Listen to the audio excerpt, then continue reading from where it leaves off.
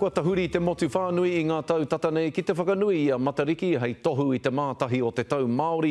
Engari, e hari te mea ko ia anake te whetū e tohu ana i te tau hou. He ai kia tātou, hei tā etahi rohe, ko puanga te whetū taki i te tau hou kia rātou o tira ki e tahi o tātou.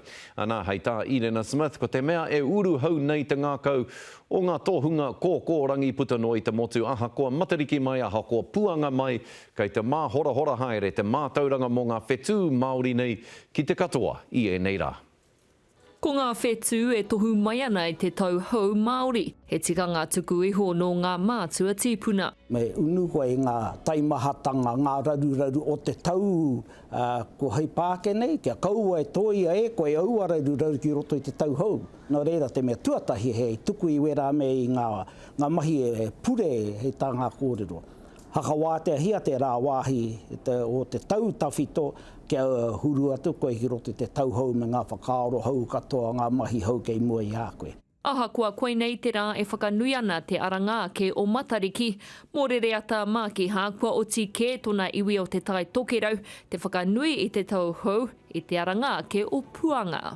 Tā te mea kore mātou ki te wawe i a Matariki, he pāpakurawa. Ngari a Puanga ki te koe maiangi tata ki te rua wiki, mua atu ki te ngā i a Matariki. E oe hei tāna kua kore tino mōhio whānuitia tēnei whetū. E noho mai ana ia ki runga i a tautoru, ko te Orion, te whitiki a Orion, tērā kore heake ne te ao Pākehā, nā ko Puanga te whetū mārama ke runga ake i a tautoru.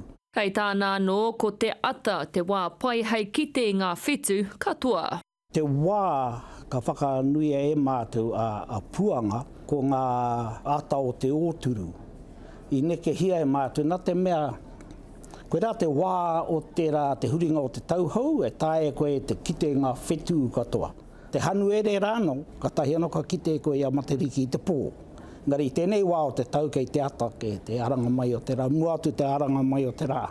E kōrero ka whangahia e ia ki etahi pō kōrero i tēnei marama, e whānui ake aipea ngā mōhiotanga, Mopuanga. Irena Smith, Te Karere.